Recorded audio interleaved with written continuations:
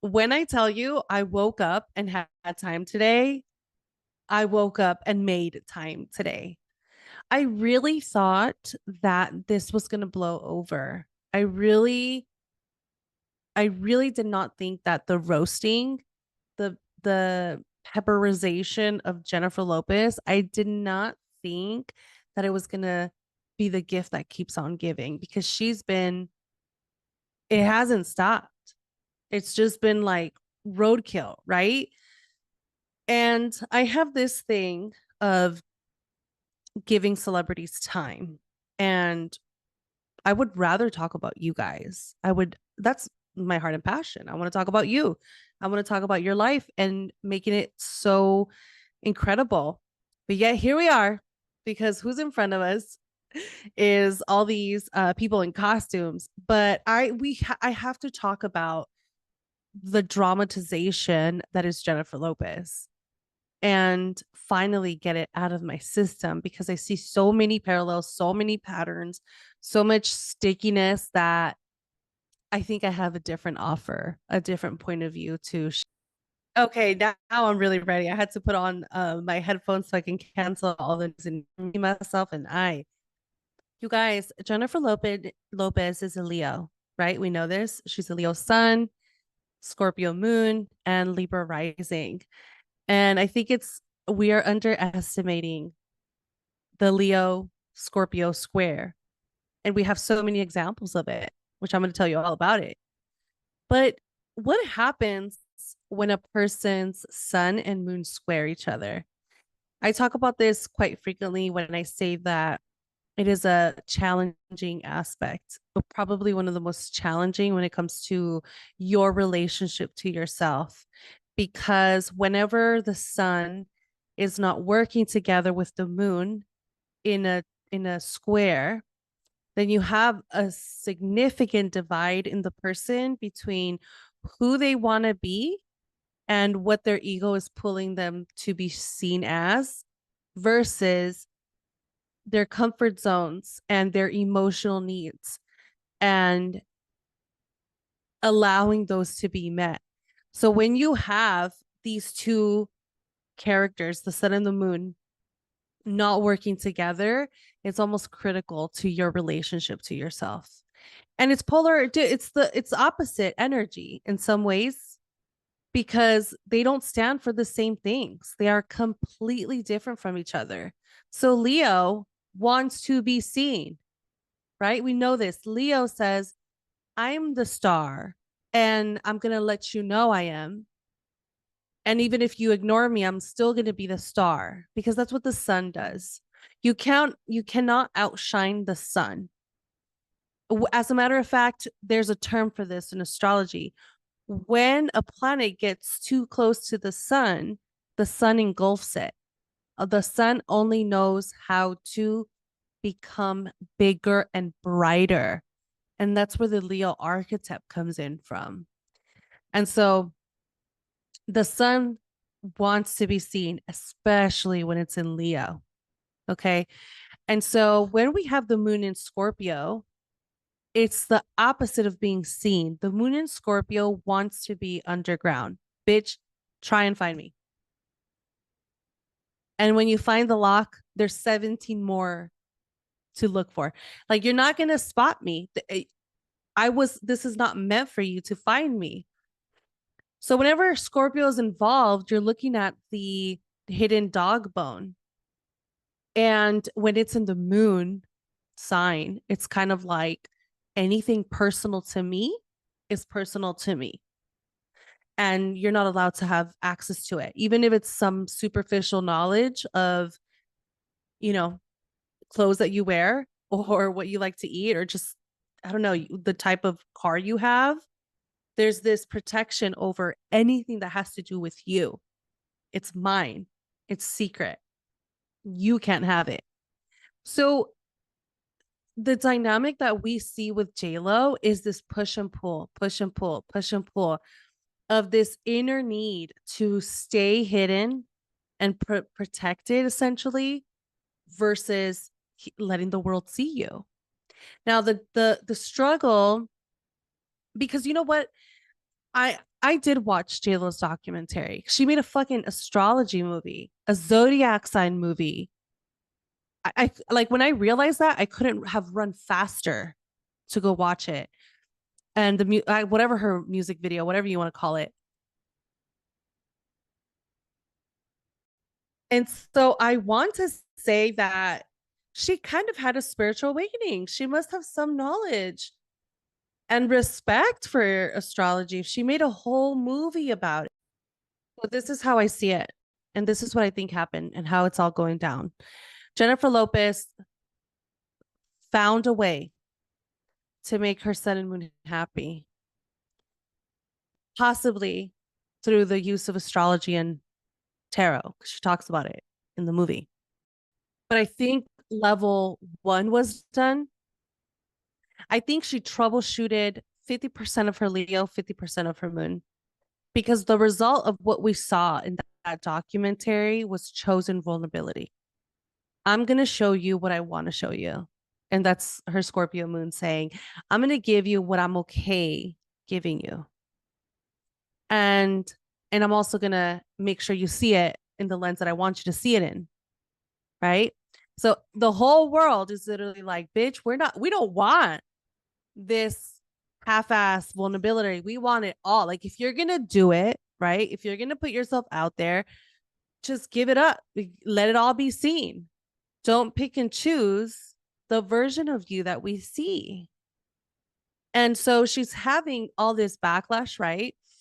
Because this is like the most vulnerable she's ever been, right? This is the most true and honest that she's ever been. Yet at the same time, she did it 50%. She did I'm gonna let you see what I want you to see. And I think there's something worth learning there for all of us when we see what happens when you don't get along with yourself. Maybe this isn't your sun and moon, but it's your sun and Saturn, your sun and Mercury, or whatever that looks like. Actually, it's not possible with Mercury, but your sun and Venus. Like if there's a square in your birth chart, there's a challenge in how you receive that from yourself. And so the work is creating a pathway for there to not be tension. So, with this concept of Jennifer Lopez having chosen vulnerability, we have the aspects or the transits that are happening in real time. And what's happening in real time is that the South Node is in her first house. She's a Libra rising. And aesthetics is everything to Libra. Think of Kim Kardashian, right? You wouldn't be caught dead. I'm still getting used to not filtering myself like I do on TikTok or any other platform. So you hear me pause, it's because I'm like, no, it's okay, you can say that. But her South Node, the South Node has been traveling through that first house, which has been without a choice, Jennifer Lopez. You have to rebuild yourself, JLo. You have to rebuild your sense of self, your sense of identity. And if the person doesn't have those skills to see themselves in a way that they have never seen themselves before, or in an ugly way, right? Libra aesthetics, then it won't allow the process to happen. It'll try to dodge the process, or it'll try to do this metamorphosis in a cute way. But when it comes to transits, you don't have an option. And the error that she's having is putting herself out there publicly. Which was, guys, I'm so confused. She's so into astrology. She made a movie on astrology. Does she have an astrologer she's working with? Because any astrologer would be able to tell her it's not your time to be out in the world like that. If you're going to show yourself out in the world, it's piranha. You're going to be eaten alive. So I'm really genuinely complex. And I that has to do with Leo, though. The Leo archetype wants to set up what it wants to see, right? This is a part of their determination. But when it's in the shadow, when it's in the shadow version, they're delusional. And I think we don't talk about this enough. Leo, Lulu, right next to Pisces. Because it has this unrealistic idea, and it honestly doesn't give a shit because it thinks it can triumph over universal law, divine law. You just can't. Those are the hard lessons that breaks that ego, right? So, and I say this because just let me give you an example. Whenever I do readings with Leos, the brave ones that come in and I do readings with Leo, they always set themselves up for you to tell them what they want to hear. Astrology doesn't work that way, babe, right? And so they'll ask you a question and they'll frame it with contingencies. Like, this is my question, but you must factor XYZ because that's what I'm trying to, that's my world. That's what I want the fuck to happen. And an astrologer will come in and it'll shave it off for the most part. It'll shave off the Leo's Lulu and it'll say, this is not a possibility. This is the reality. This is that. This is this. And, you know, it takes that Leo to essentially react to it, however they react to it. But the truth is, that's why a lot that's why a lot of Leos aren't here talking about astrology, because it's universal at that point. Astrology is universal. We account for everything. And Leo's only concerned about their lens, right? So we have J-Lo presenting to us the same thing, this contingency in her vulnerability. And so she wants it all. She wants to have the cake and eat it too. And she wants to have this successful reinvention in her career, and she wants to have this version of her that is seen. And if you notice in her birth chart, she has the sun in the 10th house. So naturally, Jennifer Lopez is known for herself, her appearance, and for her Mercury, her voice, for whatever it is, good or bad. We know her voice. You know what I mean? And so when you have that energetic imprint that she does, and she says Jennifer Lopez is best seen in her professional life, she's doing the mistake of her reinvention, her Libra rising reinvention, as a career reinvention. And it's not a career time, it's a you time, right? J-Lo, it's a you time. And it's premature in a way where you first have to go through this uncomfortable, ugly phase and then come back in. Like, I would have thought it would be so cool looking at her chart if she would have postponed this whole shit show and she would have postponed it to after her nodal return. So if I was her astrologer, I would have said, you can come back to the limelight, to the center stage in maybe mid 2025. Now I'm trying to do astrology in my head. Yeah, I think it's mid 2025 to late 2025. So I would have said you could have something fucking golden around 2026, to where you went through the dirty, you reinvented yourself, you came back into more of your life purpose, you let go of the control. She's working through control dynamics, to be honest, right? In her birth chart. South Node in Virgo, conjunct Pluto in Virgo.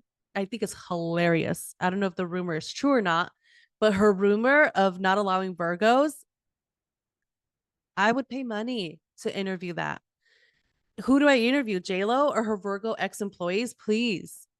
Because that's J-Lo, Leo's son, shitting on her karma, shitting on her lessons of what she needs to learn to alchemize. Because her North Node, I'm kind of all over the place in this read, but just flow with me. The North Node is in Pisces. She's learning how to be graceful, forgiving, accepting, compassionate.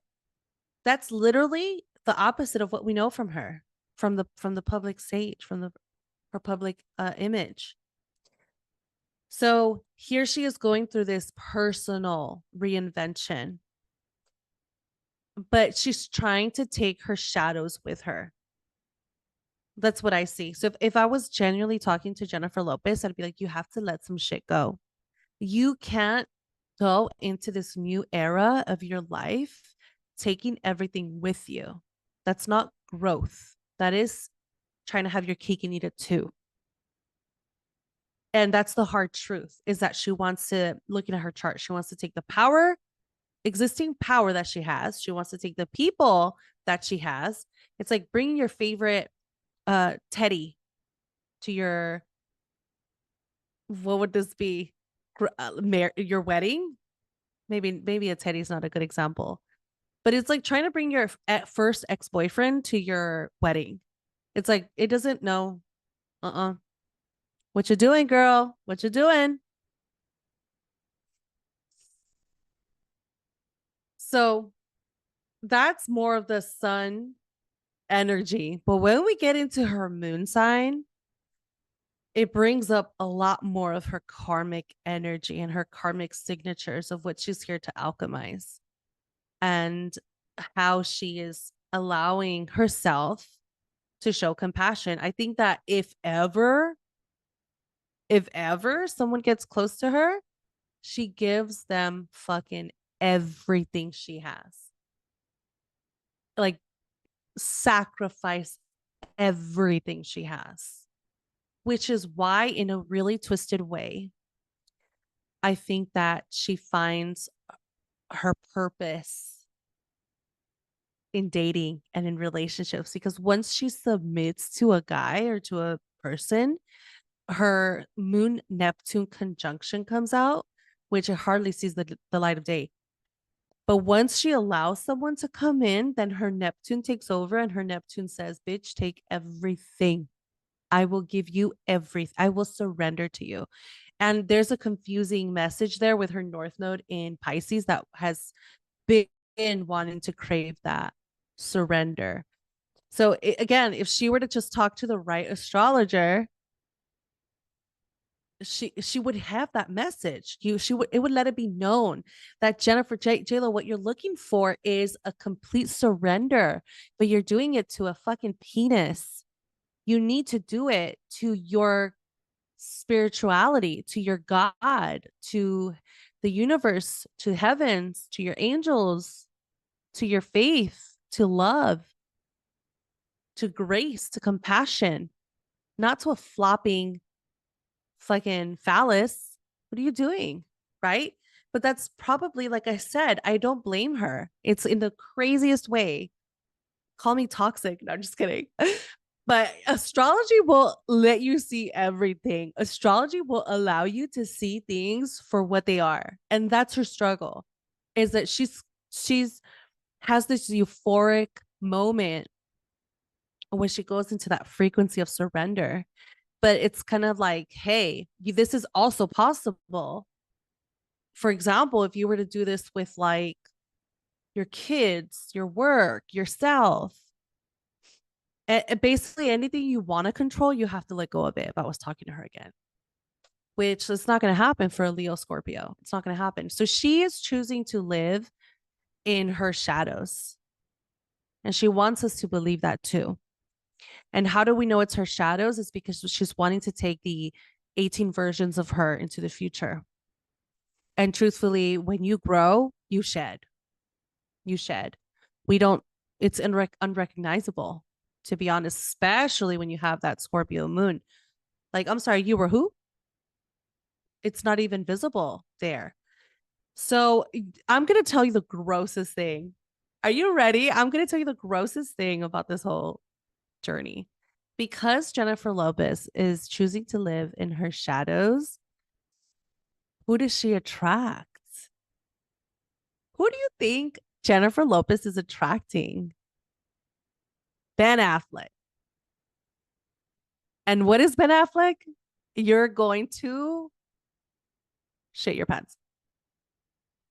Ben Affleck comes in as a sun in Leo, moon in Scorpio. Ben Affleck is her with a schlong.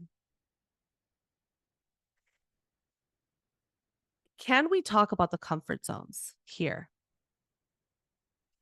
Because now that we bring in the astrological dynamic of the person she's obsessed with, aka obsessed with herself, right? The person she's obsessed with gives her more of herself.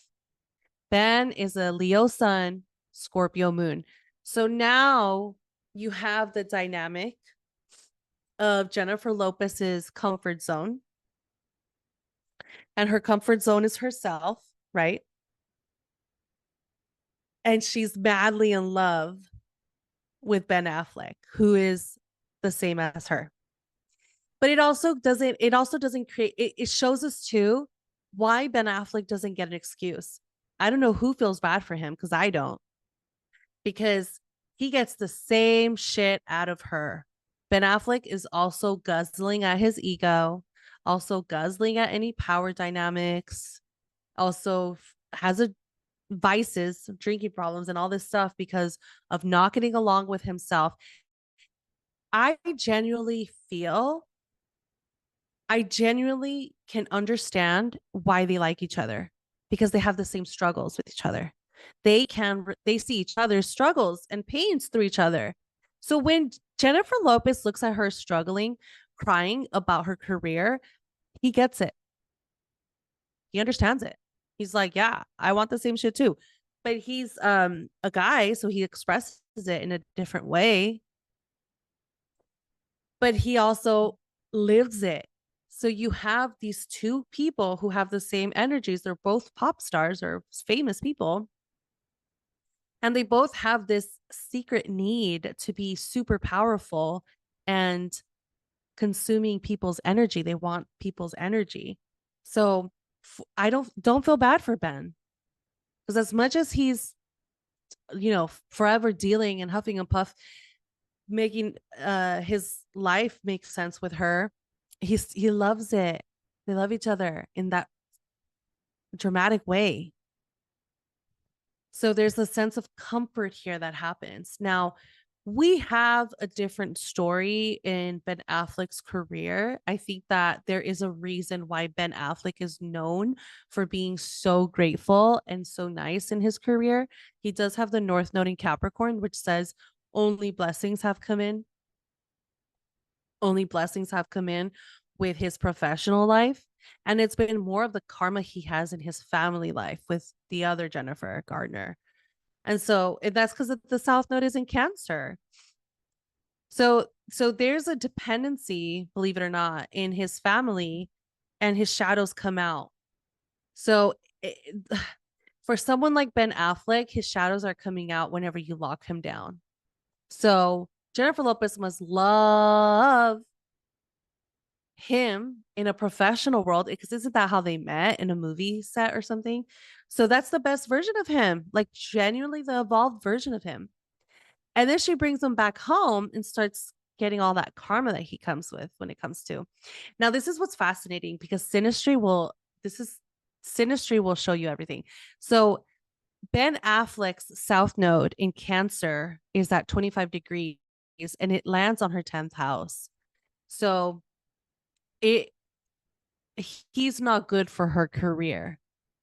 And that's why there's this plummet that happens when they get together in Jennifer Lopez's career, is because he brings all the shadows to it. And so it's a catch 2020 for Jennifer Lopez because she has that sun in the 10th house, and here she's in love with Ben because she's in love with herself. But every time she's with him, she begins to lose even her superficial side.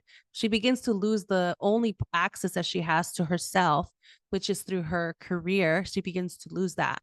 So there's like this freak out moment where her Scorpio moon says, okay, you're not going to take my status. So she'll stop it. The breakups happen, but it doesn't mean that they understand this. I don't think they do. I mean, get a good astrologer and they'll be able to break this down for you.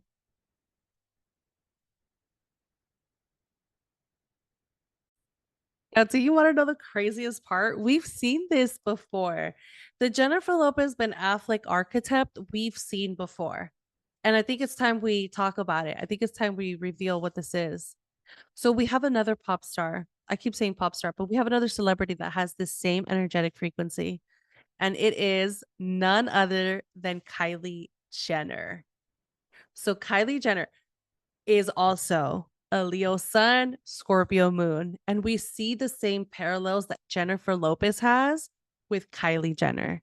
where Kylie also so desperately fits into that fame category and feeds into it, wants to be it, wants, she's like living it, right? But her Scorpio moon says keep this shit private. And we see it with her kids and just like her overall personality. It's all completely filtered into that one superficial Leo layer. And it just gives us this perspective towards this really strong signature energy that all these celebrities carry. Now, each celebrity has their own karma to deal with, so it doesn't always translate the same for all of them. But from the world stage and from what we could see, we're witnessing the parallels within them. We're witnessing the parallels. And I think it's worth having conversations around it because we're also getting educated on the world of astrology and the world of karma and the world of energetic signatures. And these are the false stars that we have that show us the examples of it. Now, I do have one more example that I want to show you because what is the highest expression of this energy that could be so toxic and so loud, like Jennifer Lopez, Kylie Jenner, and Ben Affleck? What is an evolved version of this? So this is one of my favorite stories because it impressioned me, and I always remember this story from this individual. This is the birth chart of Gary V. And Gary V has the sun in Scorpio, but he does not have the moon in Leo. However, he does have a placement in Leo. So he does have this Leo Scorpio square with his sun and Saturn in Leo. So Gary V comes in to have the same parallels of having a sun square Saturn, but he's chosen to go a completely different direction. And it is a testimony to his journey because a lot of the times these celebrities think that if they change that their money and their celebrity status will also, but the truth is that you can have it all when you heal, when you do your karmic work. There is a world where you can have a millionaire status while being healed. So the archetype that Scorpio and Leo can bring together is incredible transformative power that you share onto others. So it is a person in status that is able to look at another person and say, you can do this because I see that truth in you. Like you're a star in your own divine right. So it's a person who breathes life into another person. And it takes a really strong energy to do that. It takes an energy who is not scared or intimidated by your shadows and the demons that you carry. And that's the Scorpio energy that says, oh, this is a piece of cake, right? Your guilt and shame over that, no problem. You're still a starlight. You still have gifts. You still have talents, and we want to see them. So the reason why I mentioned this is because I remember hearing Gary Vee talk about how he changed his life. And he specifically mentions that he was at a point in life where he hated everything. He hated himself. He did not like where his life was going. And what he decided to do was find the common denominator. So he went into his Scorpio pattern recognition to figure out his algorithm. And he said, what is the one thing that everybody is telling me? What's the one thing that people keep saying about me? By the way, if you know where this story is posted, please send it to me because I saw it and I'm not able to find it. But he did mention that he got the most common denominator of what people were giving him back. And people kept saying that he was cold, that he was kind of heartless, that he didn't show his emotions, and that he wasn't loving. Those are the principles of Leo and Scorpio. So he was in his shadows. He was cold and heartless. So what he did was lean into it completely. He said that he went into like his fucking mode and he said, okay, well, you guys are saying all these things about me. I'm going to give you what you want. Like, fuck all this, basically. You want me to be loving? I'm going to be loving. You want me to tell you how I feel and show my emotions? He started leaning into it. And what ended up happening was that that complete 180 for Gary Vee turned out to be extraordinary and built his entire business and system. Now, Gary Vee does have the North Node in Scorpio as well. And just by looking at his chart, this is not the first lifetime that he's had to work on this. You know, he comes in with tokens already in regards to his life path transformation. Whereas, you know, other people, they're sometimes very new at what they're chosen to do. So when it comes to Gary Vee, he had this transformative space where he said, I'm going to and get everything that I'm getting shitted on and just lean into it. Lean into it. And of course, I'm sure he had to do healing work and whatever that looked like for him to just go from coldless to lovable and loving. So, Gary Vee's entire signature and brand is about reminding people how great they are and loving them, breathing life into them the way that a father would, right? And so he's very comforting because of that for the most part. That's his brand. But, you know, he's made a bajillion dollars off of it, right? So he still has that trade-off to where he can have the physical things and still give back to the world in some ways. Anyway, so I think it's a testimony because what would Jennifer Lopez do? What would happen if Jennifer Lopez leaned into her controlling side, to her lack of mannerisms, to her lack of empathy? It's just really being known as being a complete bitch, right? What would she do if she was more compassionate? If she was more graceful to people? You know what I mean? Like, we're not asking her to give us her social security number. Like, we don't want that from her. We just want her to not be so like cray, right? So like, yeah, what would happen if she were to lean into that? I mean, I don't know. It's just it's the way of the world. That means change. That means change. That would mean change for her. Saturn and Taurus. No fucking thank you. No thanks. Right? Well, I think you guys will be shocked to hear what I see what's in store for the both of them ahead. Um believe it or not, this divorce or whatever's happening with them allegedly, right? This looks to be more on her side than on his. And I don't know that it's so permanent because I know they haven't said anything. I could see that there's struggles right now, but I'm kind of not losing hope. I actually think that there could be a possibility that they stick around together for a little bit longer. So I'm giving them until October.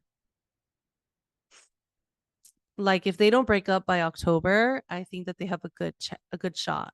And it's coming from Ben being willing to kind of work together.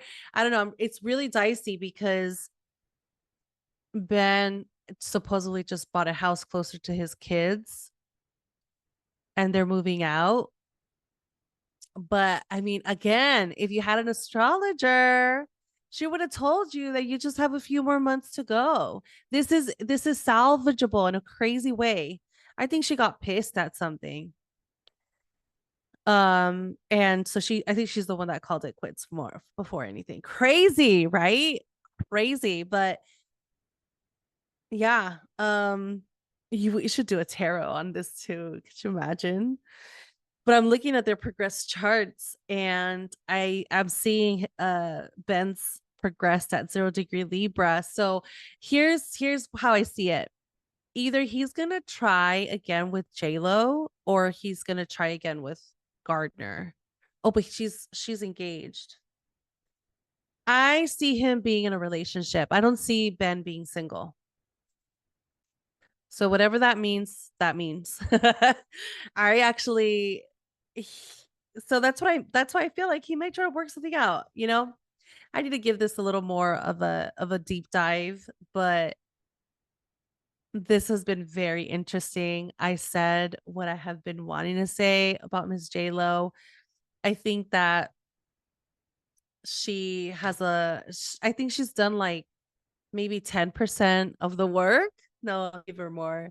I think she's done like 30% of the work and she could afford to do just a little bit more. Just a little bit more. She needs a good astrologer who's not scared of her because um like rumor has it, just kidding. Rumor has it that astrologers don't like talking to Leos because they're intense. They want to hear what they want to hear. But JLo, go to the right astrologer who will tell you what you need to hear, not what you want to hear. And you'll get it all back. That's the thing. It's like when you do your work, you're going to get what you want back or a different version of it, but you're still going to have that back. Your desires are not wrong. It's often what I tell people like, so many people feel shame about what they want and they don't give themselves that space to crave stuff. And it's like, I have a client who wants to become a dancer. And she's like, oh, that's weird. Like, why would I even think that? You have that desire for a reason. Your desires are part of your life purpose. So if she desires whatever for the most part, it'll come back in a way, in a form, in a shape, in a version that is for her highest good. So I think it's really interesting. All of this is really interesting. Let me know what you guys think. Let me know if you guys have questions that I can answer because I would love to. I feel like this was part one, but yeah, my name is Samay. I'm a karmic astrologer. You guys can book readings on my site. Join my Cosmic Alchemy Academy for live classes. Yeah, there's so much more that you guys could do there. So I hope that this was insightful. It was lots of fun for me to film and let that all out. And I will see you guys next time.